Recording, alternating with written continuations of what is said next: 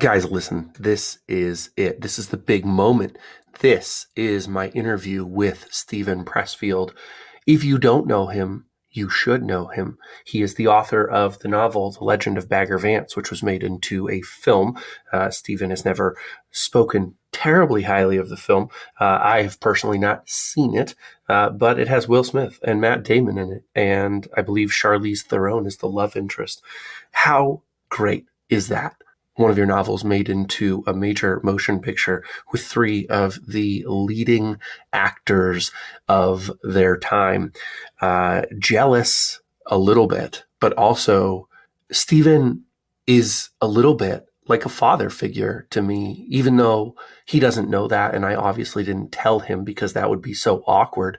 But as I'm reading his books and listening to his podcast interviews, of which he has so many, I'll try to list not an exhaustive selection, but maybe a top 10 favorite podcast interviews if you want to listen to more of him after you get done with this interview.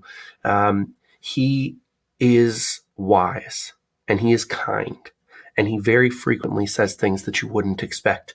He also wrote a book that many of you may know called The War of Art. It's an incredibly important book for any novelist out there because it's all about resistance with a capital R. He's going to explain it in the podcast, so I'm not going to steal his thunder here in the intro.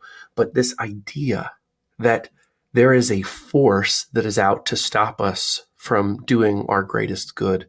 The preparation you get through the War of Art is amazing. And over decades of fighting, striving, struggling, failing, and eventually winning, Steven put together what I like to think of as a greatest hits book. It's called The Daily Pressfield.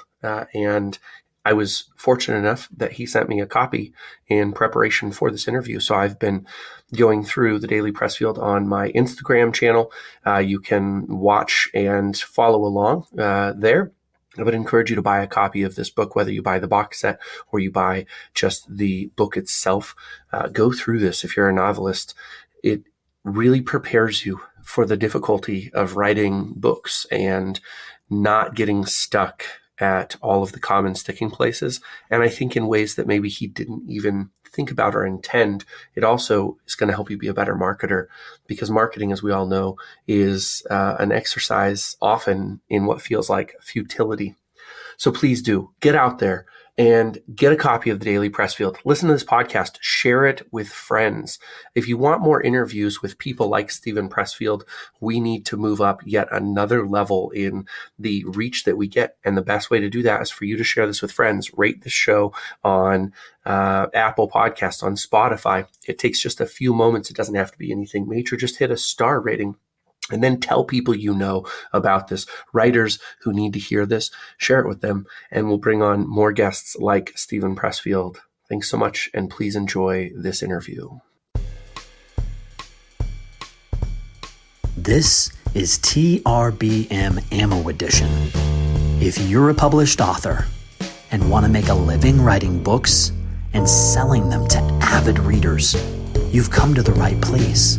There's simply no program that's more successful at driving readers towards the books you've written. So the only thing you have to worry about is writing a great book. And the system within Ammo takes care of the rest. Thanks for listening to this conversation. The last month found me wrestling with the death of a good friend of mine. He also happens to be a cat. And because he was a cat that I'd had for 15 years, I felt like I had to always qualify the kind of grief that I was feeling and tell people that, I understand it's just a cat, and I would try to minimize that. And what I realized I was doing was stuffing all of the grief and not allowing myself to really express it because I had to minimize it at the same time. And so what it brought to mind for me was in The Legend of Bagger Vance. Michael very first meets Bagger when Juna is drunk and making a fool of himself. And so he sees immediately Ranulph in this sort of broken condition. And then not too much later, after Ranulph is signed up to play this golf tournament, he finds Ranulph in the bathroom, if I'm remembering correctly, with some ladies. And he's a little bit appalled by his bad behavior. And Bagger Vance says, let him have his moment. And I'm paraphrasing, so I apologize if I'm getting anything wrong. But for me, when I read that, there was something incredibly powerful about this idea of like the God figure of this book, the person who, for all intents and purposes, has no flaws, says, let the guy grieve, let him have his space, let him have his moment. I have a big mission for him. And I thought that was really powerful. So in no podcast that I've listened to with you so far have I heard somebody actually stop on this moment. So if you don't have anything to say, it's been a long time since you wrote the book, I understand. But that's where I wanted to start, because I think it's a really powerful moment. And I think there are a lot of people who get stopped along the way because they don't process grief. So I'll shut up now and let you go. Well, let me not talk about that, but I'll say that I had a cat for years that accompanied me on my journey. And when he got killed, he got hit by a car.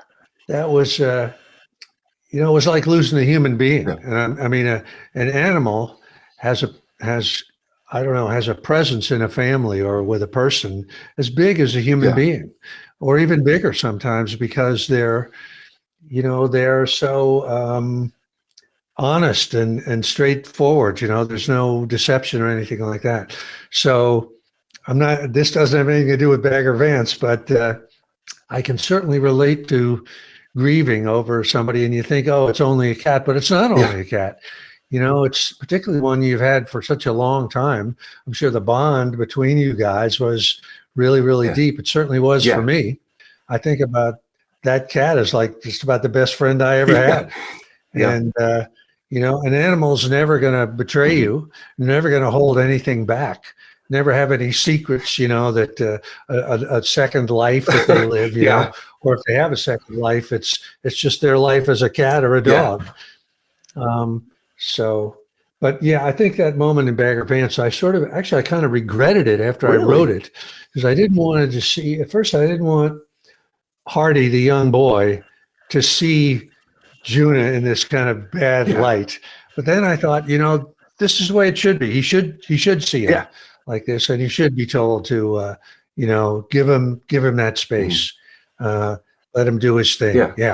So I'm not sure, Jody. I'm not sure that answers what you're bringing up. I mean, to the degree that I think there is something powerful, and for any listeners, read the book, because that scene is very powerful and will be with me for a long, long time. I'm a flawed person.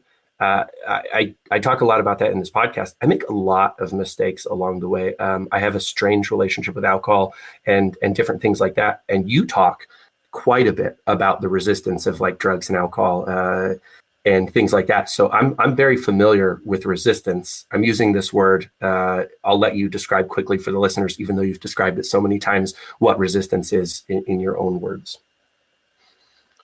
Resistance, to me, the word I use with a capital R, is that negative force that tries to stop us as novelists or as any kind of artists or creators from doing our work, and will undermine us, make us sick, sabotage us, distract us, help us to procrastinate, to go down various rabbit holes of clickbait and stuff like that, and do all the things that we do to sabotage ourselves. So that's what resistance is to me. It comes in many, many, many, many forms. As I'm sure you know, Jody, I was listening to your thing about getting sick, and or grieving. Grief is another thing. And anyway, so resistance is the number one demon dragon that we have to slay every morning before we, can get to do our work. That hits home. You start right away in the Daily Pressfield, which is your newest book. Thank you for the copy. It's an amazing book. I've got it right behind me there on my shelf. It'll be linked in the show notes, and we'll talk about it a little bit later. But that's right where you start. Like the moment you wake up, something is telling you, like, hit the snooze button, or I'm still sick, like COVID is still lingering, or whatever it might be. Something's always telling you, just take it easy today. And I think it's really easy to obey that voice. I don't win the battle with resistance as much as I would like to. So I wonder, you talk about feeling like once you're into a project, it's a little bit easier to win the battle on a daily basis against resistance. For people who are new to this concept or feel like they're on the precipice, what are the kinds of things that you like to tell them? This maybe give you a leg up or an advantage to break through. I mean, it's all about self-discipline, not discipline, but self-discipline, and self-reinforcement, self-validation, being your own coach. The concept that I write about in The War of Art and in another book called Turning Pro is the idea of thinking of yourself as a professional. But certainly when you are into a project, that makes it much easier, because you know that every day that you slack off, it's going to cost you, 3 or 4 days to make up for that. So you have to build momentum and really reinforce yourself as you go. In fact, while I was waiting this hour, because I remember we had a mix-up of what hour we were going to do this, I'm going to show you my wall here. I don't know if you can see this.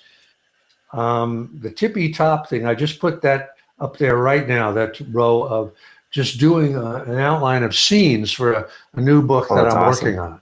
So the point being that if you can look at something as a project, rather than you're just sort of pooping along day to day and you don't know what the hell you're doing, then it gives a certain urgency to something.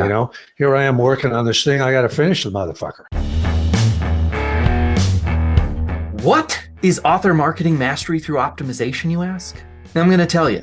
It's the best way for us authors to make a living selling our books.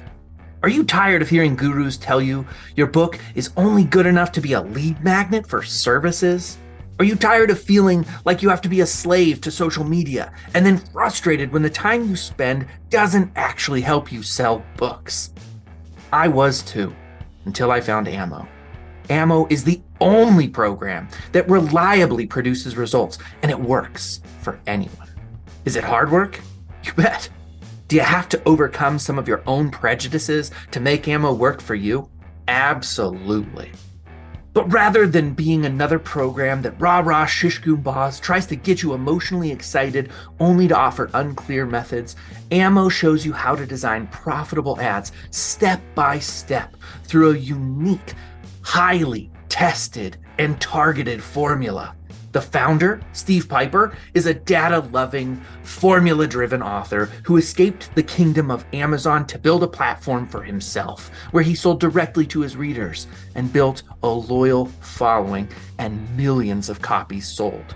With Ammo, you know who's reading your books, how to contact them, and what they want to read next. If you've always been frustrated with Amazon's wall of mystery of not knowing who's reading your books and losing 50 to 70% of your hard-earned money that you're making through sales, Ammo solves all of those problems by putting you in the driver's seat and showing you how to fulfill your books directly to your readership. Click the link in the show notes to learn more. I'm curious about some of the less apparent versions of resistance. So I will use myself as an example because I think it'll be tangible. Writing is my first love, and everything that I've done, including starting this podcast, was in service of the idea that I would build an audience to whom I could sell my books and build relationships as readers.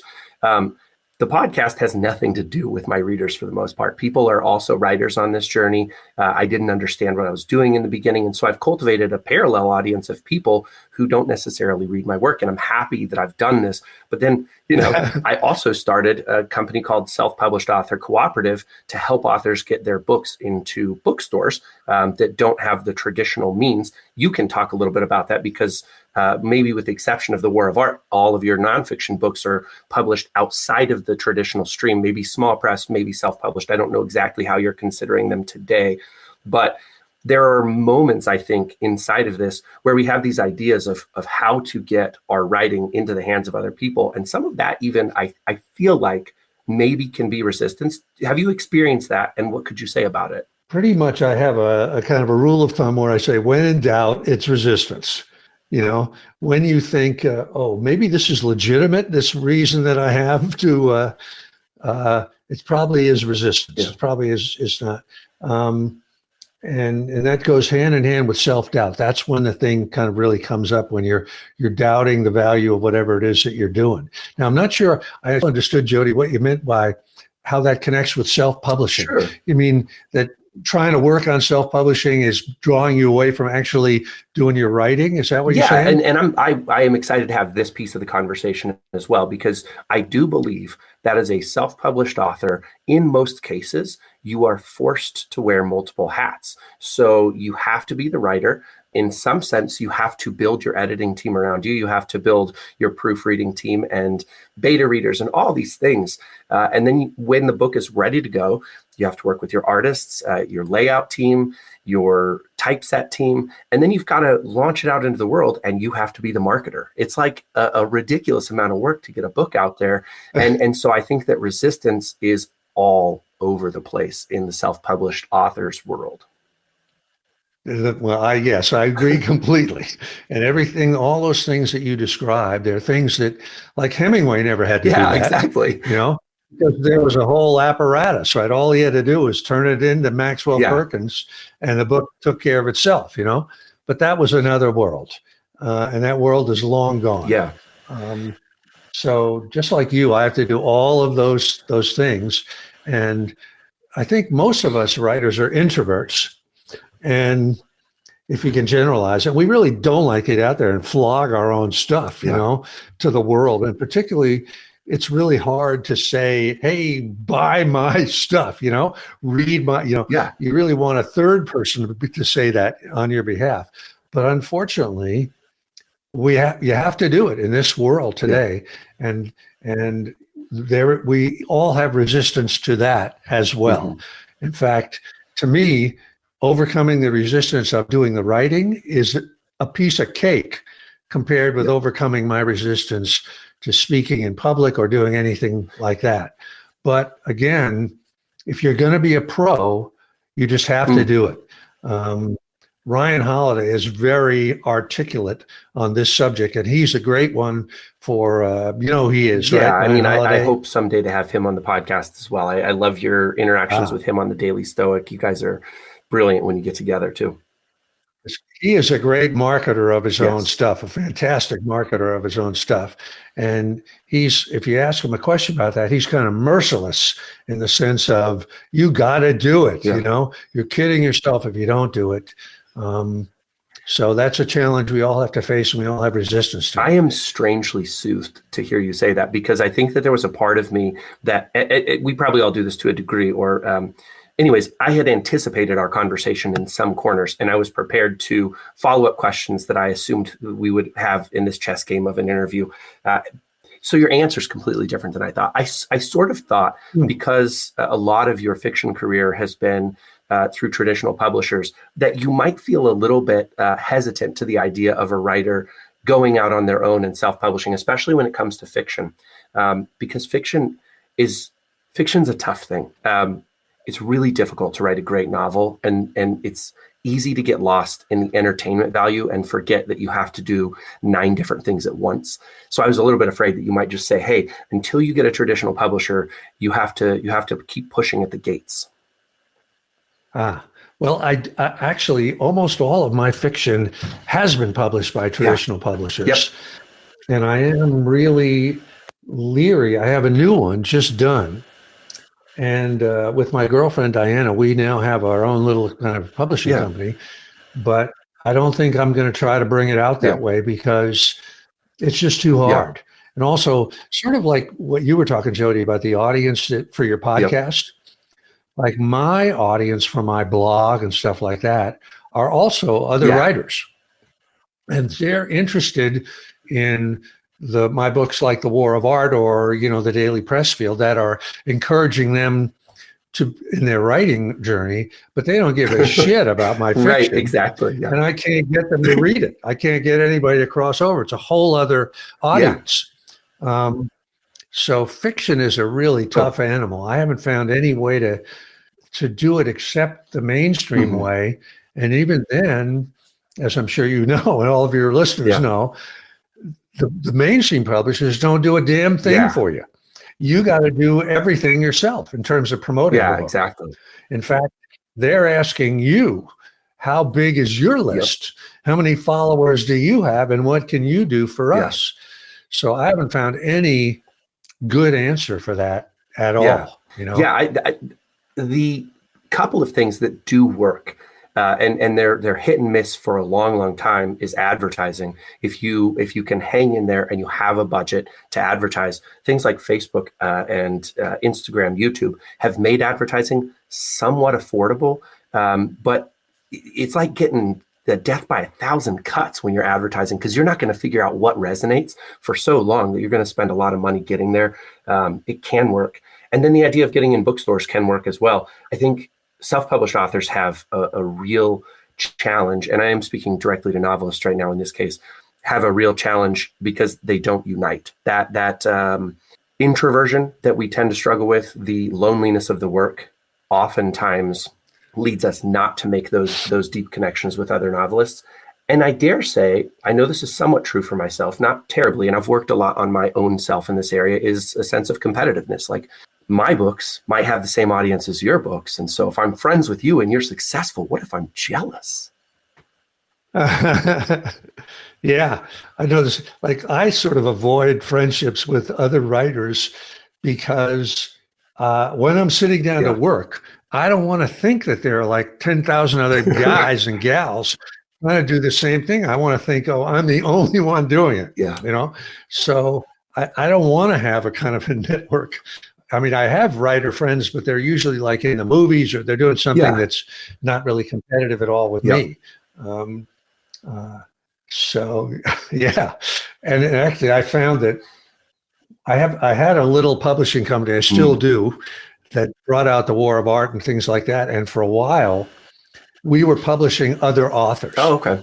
And, but I realized that writers are such a pain in the ass that I couldn't stand to deal with them, because they're so insecure. They always want to be reassured, and they always are pissed off at you because you're not doing enough for them, which of course you're not. And I feel the same way. So finally I just said, I'm only publishing myself, and it's just too much of a pain in the ass to help these crazy It crossed my writers. mind. You were having a conversation with Sean, and I mean, this is years ago, but I think Sean, right? Sean Coyne, or am I mispronouncing his name now? Okay. Yeah, that's so you're right. having a conversation with Sean and talking a little bit about having that publisher and that relationship that you had. And you had never necessarily, that I heard, referenced whether you published other people, but I started to get the idea that maybe you did on occasion. And that was another moment where I thought, oh, okay, I'm comforted that I'm not the only one who has these ideas to try to expand beyond doing this thing for myself. I'm curious, as for your motivations of starting to publish other authors, was it an altruistic notion for you, or was it an that you thought it would be maybe advantageous for your own ability to reach more readers? It was just that we sort of stumbled onto, Sean and I, books that we thought were really good, and we thought that they should get out there. And so we thought we thought it was altruistic, and we thought we wanted to get the author out there, but we also thought we could make money. And but again, it's, you just, as an independent, you just don't have the resources. At least I've never figured out how to, get the books out there and get the audience. In fact, the one book that we did that really did work was, the reason it worked, it was it's a long story, but one of the two guys that wrote it was out there flogging the book all the time. He had a business, a security business, that he was constantly going to people and trying to promote the business. And while he did that, he promoted the book. And so that kind of is what you and I are talking about, that if you're the writer of the book, you got to get out there and promote it. That made all the difference that he was out there. And again, it wasn't a big thing. Nobody was making any big money. I think probably total, we might have all made like maybe 30,000 a year, split between four people or something like that. So nobody was getting rich off free of it, but pizza at least every the book week, was basically. That's been my experience, is that I have ideas of ways that I know, okay, I can actually help an author. I can build a relationship. We can work together to get our books out there. And then you realize the immense amount of work that it takes. It is building a new business. And that, I think, is a huge challenge. every business that you build that you're the primary operator for is going to take you away from writing. You do talk about something quite a bit. 4 hours seems to be the cap for your creative output on writing. I imagine that there are at least another 6 hours in your day where you're doing your Instagram reels that you're doing, or any other number of things, podcast interviews, for example. How do you decide where you position these things in the day? And can you push past that 4 hours if needed, or is it really the quality just suffers too much? Do you have like rules, I guess? I don't have rules, but 4 hours was like when I was young and strong. Now, if I can do like 2.5, that's like the outer limits for me. And I definitely don't push past that, because I feel it's a point of diminishing returns for me. The stuff starts, it's like going to the gym. You can only work out so long before your body just gives up, you know? So, but I have heard people, and there are a lot of people who can work 10 hours. I don't know how they do it, but they do it. But you're right. I do have in my day another, you know, maybe not 6 hours, but hours where I am having to do other stuff that you just have to do. Podcasts, you know, like you say, Instagram, that kind of thing. And I just try to compartmentalize and try to be as much of a professional as I can, you know, and say, like when we're finished here, like I showed you on my bulletin board, I got about an hour in on that. We'll do our podcast. You know, I'll take a little break, and then I'll try to get back for maybe another couple of hours of real work, you know. And I have to sort of wing it day by day, because you just sometimes more opportunities show up than other times. Other times I find I'm just burned out. I just can't take it anymore. And I just have to, you know, stick with the work. I like to hear that too, because of the level of success that you've had. Many of the people listening to this podcast would look at you as being like the dream scenario. You spent 40-ish years. I'm using that number specifically, getting to the kind of the overnight success. And you always talk about, well, I shouldn't say always, you often reference the moment where you quit your job to write your first novel, not really understanding what all was entailed in that. And it seems as if you went straight from there into a desert. Do you feel like that was a bad choice that you made at the time? I'm not going to ask you, would you do it over again? But knowing what you know now, what are your thoughts? It's a really good question, Joey. I certainly, you know, there was a lot of suffering involved in that. After the first thing flamed out, and I flamed out with it. But looking back, it's easy when you look back. I probably wouldn't have done it any other way, because for me, at that point when I started, I think I was 22 years old. I was had no real experience of life. You know, I was quite sheltered growing up, and I had no business trying to put anything on paper that anybody else was going to read. So it was certainly fitting that you know, I had to, you know, stumble and bumble through the stuff of life before it, you know, I felt like I had something to say. I'm trying to remember. I believe it's Flannery. Sometimes you got to be really stupid, you know, don't you think, Jody? You got to be ignorant. I mean, I hear a lot of stories about entrepreneurs, and when they talk about when they started a business and they look back and they say, I was a complete idiot to start it. I didn't know anything about it, you know, I just floundered, and somehow it worked or it didn't work or whatever. But I think being dumb is a really good thing at a certain point, you know, because if you really knew how hard it was going to be and what it was going to entail, you'd be crazy to do these things, like to play music or to, you know, be an actor or something. You got to be crazy. I'm 4 books into a 9-book series, and every single day lately, I find myself thinking, boy, it would be great if I had some central location for all of my notes, all of my plot points, character names, family lineages, you name it. I wish it was in one place, because Let's be honest, the way that I am using Microsoft Word as a word processor and have 55 different documents to keep track of all of the series details that I need to access, I'm taking more time opening up files wondering, why did I name this one that? Why did I name this one that? And not getting the information I need. Enter Scrivener. You guys know that I do not advertise for things unless A, I'm using them myself, and B, I think that you could up your game, sell more books, do better marketing, and get yourself in the game better. And that is why I am now partnered with Scrivener. If you use the link in the show notes, you get a 30-day free trial, and then you can sign up as well for a discount. Click the link in the show notes to learn more.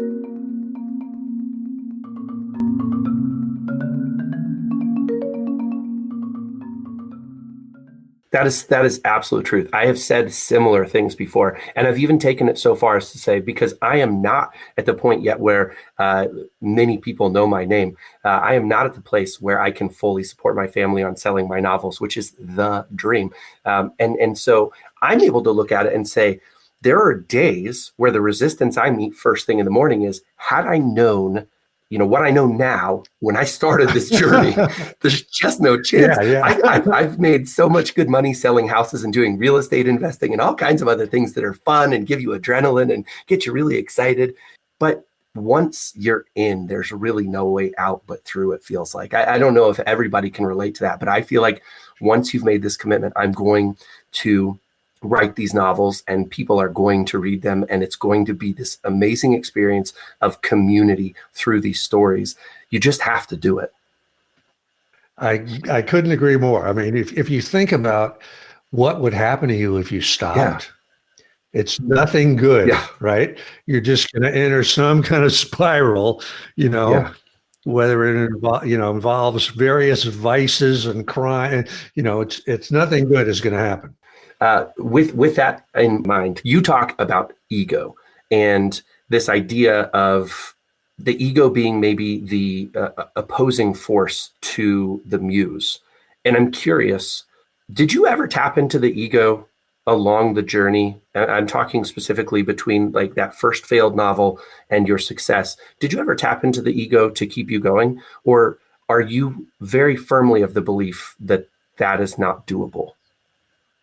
That's a great question. I think that when I say the ego as a writer, it's when you're attached to the outcome of something. You're thinking, this is a great idea. This is going to be a hit, and blah, blah. And that's the worst way you can think about things. Or where you start to say to yourself, what is the market looking for? Yeah. And let me hit that area. Oh, it hasn't been a great Western. Let me write a Western. I mean, a lot of people work that way and make money that way and thrive that way in their own way. But I don't think it's you, and it's certainly not me. And like Rick Rubin, he is the godfather of hip hop. He's really very strong in that. Like if you're in the studio trying to make a hit, it's never going to happen. What you got to really do is ask yourself, what do I love? What at the moment? Is there something in me at the moment? And let me do that without caring or thinking so much about how it's going to be received. And just, following what you love at the moment seems to be the only way that works. And certainly I think on the spiritual dimension, which is why we're really in it, whether we want to say it or not, that's really the only way the muse is really going to come through for you. That's what she's looking for. So I fought let's say ego, let me put it a different way, self-consciousness. That was what I fought for years, 30 years, sitting down at the page and sort of, whether I put it in these words, I was sort of thinking, well, okay, now I'm writing, so let me start writing like a writer, or terrible, bad thing. Only bad things come out of that. Whereas when you just sort of give up in a sense and just say, okay, I'm just going to put down whatever shit comes into my head, or whatever dumb story I like, that's when good things start to happen. But it's so hard to do to let go of the Yeah. ego. There are a couple of things. So there are several that you just talked about. One is Rick Rubin, an area where he is far more experienced and seasoned than I am. And so I say this with a grain of salt, but I disagree with one aspect of his idea. And that is that like you should write for yourself and let the world judge whether it's good or not. Actually, if I say it that way, I agree with him. But he sometimes comes across as saying, like, don't give a shit what anybody thinks of your art. Just go out and create what's in your heart. Sometimes I feel like that leads to a perspective that we have no responsibility to our audience. And if you wrote The War of Art not thinking that you were giving of your hard-earned experience and that other people could bleed less because of that, then the War of Art would not be what the War of Art is. I can say that confidently. And so it may be that I'm parsing words here, but I know a lot of people who have listened to Rick Rubin who get this idea in their head that they can do stream of consciousness, send it out into the world, and fuck anybody who doesn't think it's a good book because they're just stupid. Well, I know exactly what you mean, Jody. I mean, certainly there are certain rules of what a work of fiction or anything else has to be, right? And you can't violate those rules. Yeah. But within those rules, you can come from a place that only you love, or that you only think you love. I mean, if an analogy that I use, maybe this is not perfect, but when Steve Jobs had the idea for the iPhone, nobody was waiting for the iPhone, right? He had to lead them. He had this vision. And even he, I'm sure, never foretold the various apps and all the other bullshit that was going to come with it. But he had to lead the audience. So he was thinking about it. He said, I'm sure he was saying to himself, people are going to love this fucking thing when I get it out there. All I got to do is get it. So he did have the audience in mind, but he wasn't aiming at some sort of pre-established niche that that he knew he was going to hit. He was going to invent this niche, and once you saw it, then hopefully you were going to go for it. That's my theory anyway. And certainly, like when I was working on The Legend of Bagger Vance, I thought to myself, this is the dumbest idea I've ever had. A mystical golf novel from a guy nobody's ever heard of, a golf novel. What could be dumber than that, And all the way through, I thought that this has no commercial potential. But I was just seized by it. Just like Rick Rubin would say, I just had to do it. And to my amazement, it sold faster and stronger than anything else I had ever done. So that kind of made me a little bit of a believer that you should trust your instincts a little bit. So then that absolutely leads to the question, even though you thought that maybe it was like nobody could love it, did you also think in your head, like, this is a crazy fun idea, like to mask the Bhagavad Gita in a golf novel? I mean, was there part of you that thought like, oh yeah, definitely. I thought it was great. I thought I love this. I loved it. I can't wait to read this myself. But I thought, who else is going to be besides me? So it was a little bit of both. I didn't think nobody's going to lie. I just thought in the commercial environment as we know it, it doesn't fit into any category. I agree with you, by the way. That novel should not be commercial. It doesn't actually fit what you think of when you think of commercial. You think of Stephen King when you think of commercial, or Jack Reacher and things like that. So that is possibly the muse cooperating with you, right? For making the right in there. Okay, so one question I have for you too, that is from what you were saying previously, is the ego that you defined is maybe a little different than I think of it. The ego I think of is sometimes the imaginings of your fame.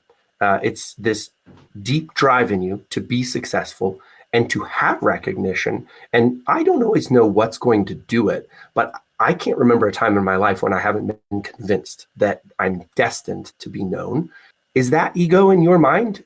It's okay if it is, and you can tell me like that's why you haven't made it, because you're stuck thinking you're destined for something. No, I think that thing is definitely a positive, Jody. I would call it just ambition. but it is really intertwined. It's interesting, there are people who really are egomaniacs, just think, and usually they're people who have nothing going for them at all, but it's also a very legitimate thing if you're Tom Brady and you just got picked, number 199 in the draft, to say, hey, this is bullshit. I'm the best quarterback out here, and I'm going to show these sons of bitches, and I'm going to work really, really, really hard, and I know my value, and I'm not going to sell my value short. So it is a fine distinction, but I think ambition and aspiration are a very good thing. They're the fuel. They're the rocket fuel. That being said, I don't think that necessarily achieving quote unquote fame or that stuff means a damn thing in the real world. It's really, to me, all about the work. That's where it all comes Definitely back to. Agree with you. I mean, I think that validation, because it can only happen in the present, is something that you can't measure by.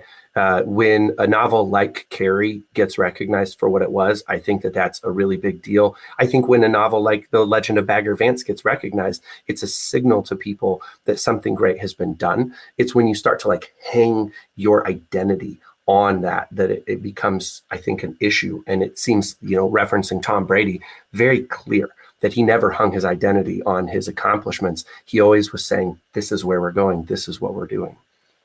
Yeah. What's next? Yeah. That's all. That was a great thing. A lot of people are like that, just won the Super Bowl. What's next? I like that. I personally do. I know that there are plenty of people who feel like you short sell the present if you're asking what's next, or if you can only glory in your successes for 15 minutes. But my wife has said before, you will never be satisfied. And I was like, oh, I'm satisfied with you, but otherwise you are correct. There's no satisfaction in this.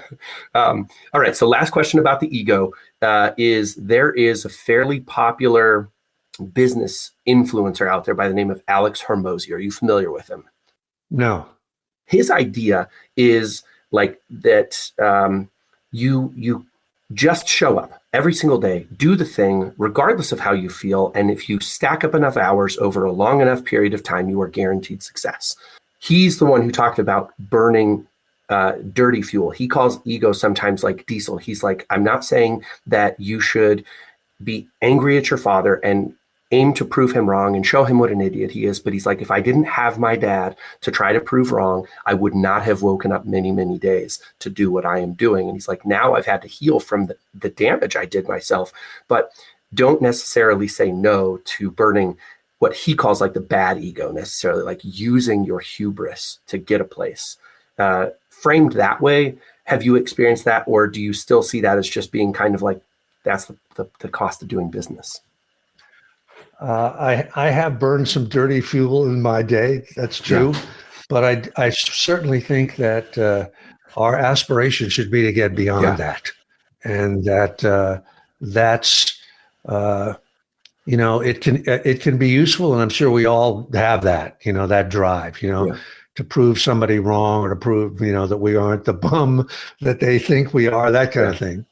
But at some point, you have to get to a higher level than that, and be working for a different purpose than that.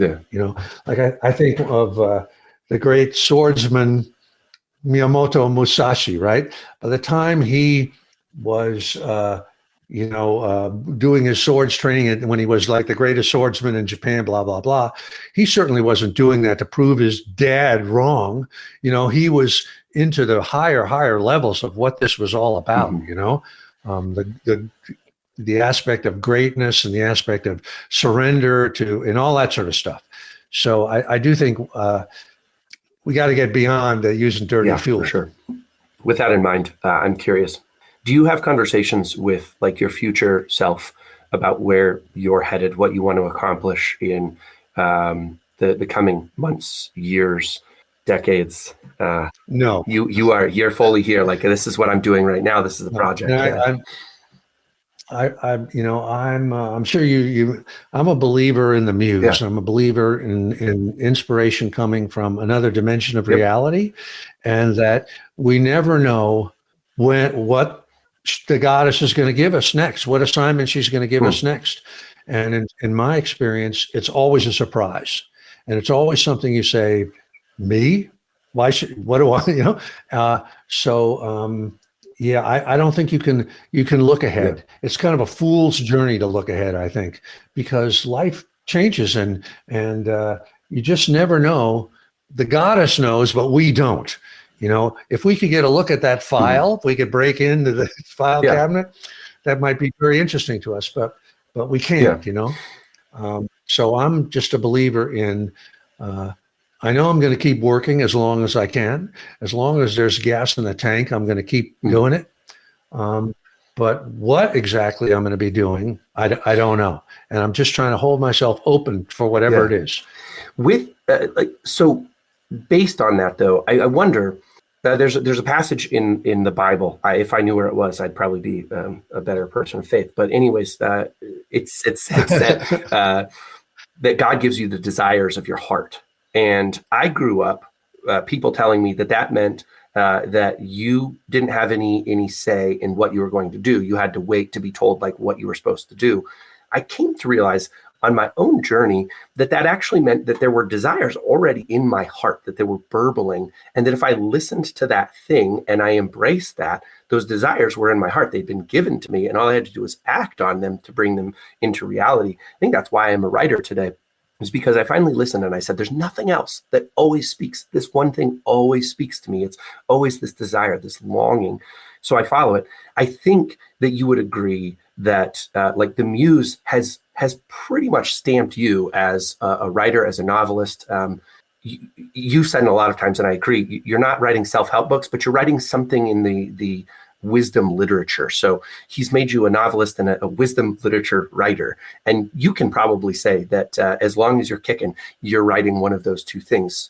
There's no chance you're changing, right? Or do you really feel that the muse could like pull your strings and be like, time to go? I think the muse could pull your strings. I mean, we evolve, right? I mean, did Bruce Springsteen think that he was going to be doing Springsteen on Broadway? Or, you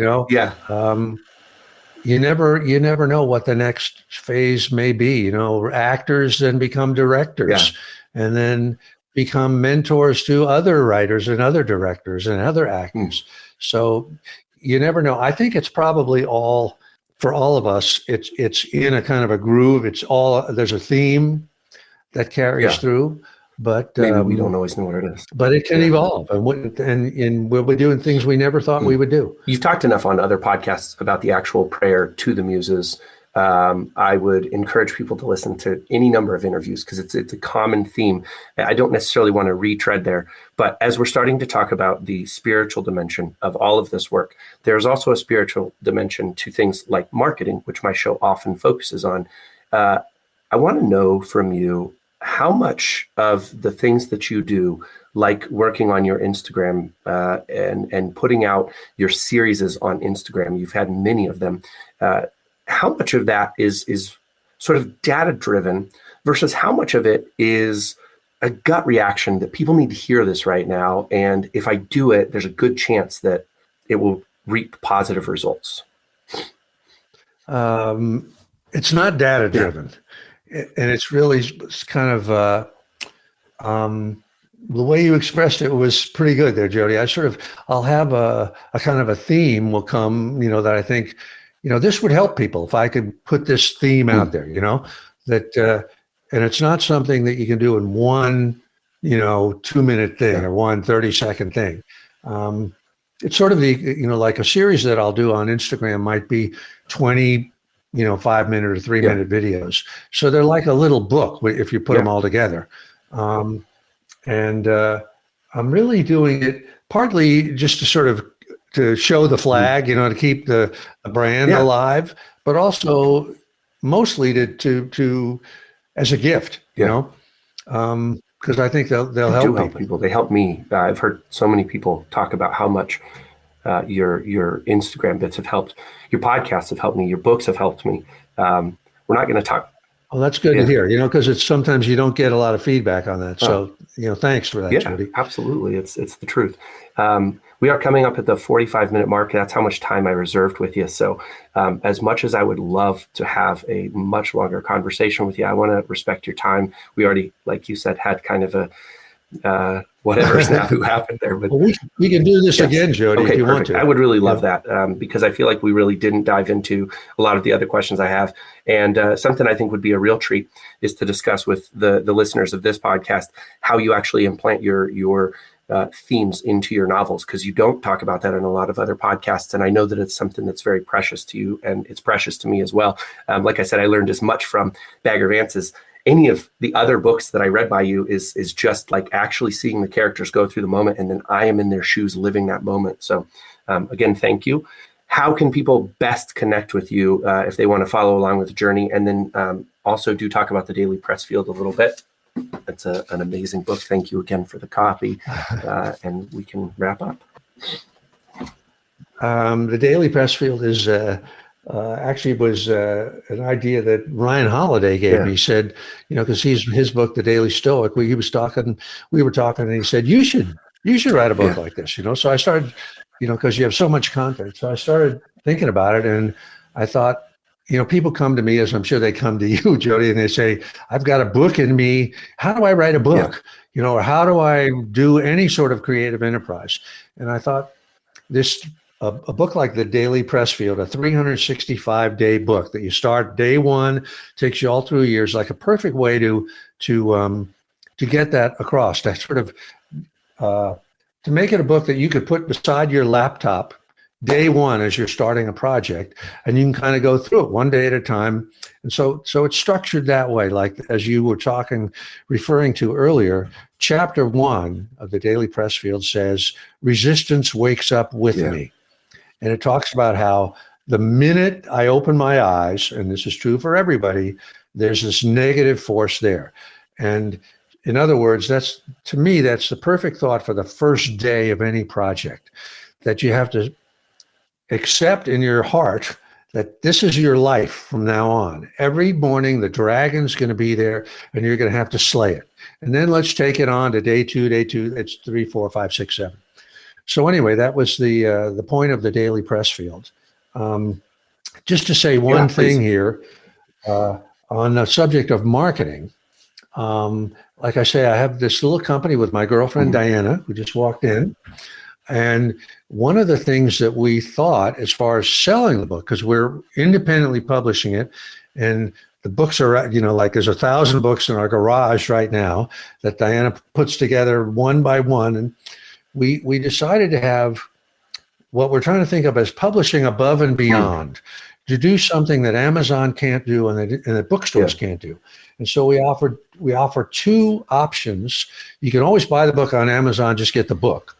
But the thing you have behind you there, and right behind your left ear, is a package that we sell for a kind of a premium price that has not just the book, but a companion journal and illustrated cards of the illustrator, Vic Juhas, and all kinds of goodies in it, so that it makes that package is like a great gift that you could give to someone if you had someone in your family that's struggling to write a novel or whatever it is, that you could give them this, and it would really be a great, above and beyond just a book. And then we have another smaller version of that has not quite all those goodies, but the books are signed by me and Vic, the illustrator, so that it becomes not just a book, but a kind of an artifact or a talisman, where you can say, oh man, this is like the guy signed it himself, that kind of thing. So that's one way where we're trying to publish, not in a race to the bottom, but a race to the top, to have more. People will have to pay more, but they get a lot more. And they get a lot more than you could get any place else. You can't get anything like this any place else. Anyway, that's my long version of what the Daily Pressfield is. And anybody can find out about it or reach me. My website is just my name, Steven Pressfield, Steven with a V. Perfect. Yeah, absolutely. Since you mentioned the different illustrations by Victor, I am curious, and this is really just for me, probably nobody else, but the illustration of the banana breakfast, is that actually, did he base that on a younger picture of you, or is it just generally a guy eating a banana? I guess, that's a great question. Because it does sort of Yeah, look it does like enough that a I was like, younger maybe version he of me. did. Yeah. I think he must have found a picture Okay. somewhere and copied Yeah. it. Or maybe he's just brilliant and he can kind of peel back the years. Yeah. Well, that's great. Thank you so much for your time, Stephen. I would love to do this again in the future. And best of luck on your new book. I will do it, Jody. And thank you for what you're doing here. God bless you on your novel writing. And whatever you're doing, you're on the right track. Keep doing it. Thank you.